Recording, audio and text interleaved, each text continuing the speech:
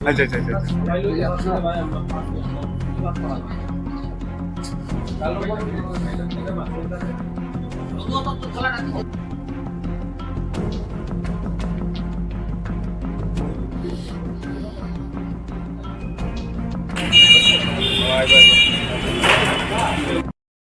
গতকালকে রাত্রেবেলা আমাদের কাছে একটি ইনফরমেশন আসে যে এই আমাদের প্রগতি স্কুলের ব্যাক সাইড দিয়ে কিছু যুবক নেশা জাতীয় দ্রব্য বিক্রি করছে এবং তারা তাদের অ্যাসোসিয়েটকে নিয়ে আগরতলা শহরের বিভিন্ন জায়গাতে, যেমন রাধানগর, আমাদের লেক চমনি এরিয়া, সেই সব জায়গাতে তারা বিক্রি করে।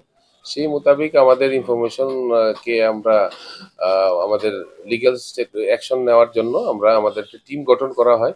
আমাদের টিমে আমাদের এখানে যারা আমাদের সিনিয়র অফিসাররা ছিল, প্লাস আমাদের রামনগর আউটপোস্টের অফিসার ইনচার্জ শুভেন্দু দাস, এখানের ইন্সপেক্টর ডালং এবং আরও যারা ছিল, তারা সবাই মিলে আমরা গিয়ে ওই জায়গাতে আমরা রেড করি। রেড করার পর আমরা দুজন ড্রাগ প্যাডলারকে আমরা গ্রেপ্তার করি। তাদের নাম হচ্ছে, একজনের নাম হচ্ছে বান্টি নায়েক, আরেকজনের নাম হচ্ছে সুজিত রয়। তাদের সঙ্গে আরো অনেকে ছিল। তো কিছু সংখ্যক যারা ছিল তাদের নাম আমরা পেয়েছি, তাদেরকে আমরা খুব দ্রুতই গ্রেপ্তার করব। আর তাদের কাছ থেকে আমরা 5.2 গ্রাম হিরোইন ভাইলস, যা টোটাল 250 নাম্বারস, এটা আমরা পেয়েছি। তাদেরকে আমরা এইগুলি আমরা সিজ করেছি, যা যাবতীয় যা লিগ্যাল প্রসিডিউর মেনটেন করে। এবং তাদেরকে আমরা আজকে, দুজন আসামিকে আমরা আজকে আদালতে প্রডিউস করব, তাদেরকে পুলিশ রিমান্ডের জন্য। আর তাদের থেকে আমরা অনেক নাম পেয়েছি, অনেক তথ্য পেয়েছি, যারা কোথায়, তারা কিভাবে আগরতলা শহরে ঘুরে ঘুরে বাইক দিয়ে বা স্কুটি দিয়ে বিক্রি করছে, বিশেষ করে রাধানগর এরিয়াতে, প্লাস আপনাদের ডিম সাগর এরিয়াতে, লেক চমনি এরিয়াতে, কর্নেল চমনি এরিয়াতে।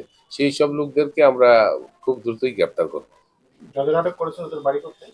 রাধানগর আবাসন এলাকা। আর কোন জায়গা থেকে আটক করেছেন? তাদেরকে আমরা প্রগতি স্কুলের ব্যাক সাইড থেকে, এদিক থেকে আটক করেছি।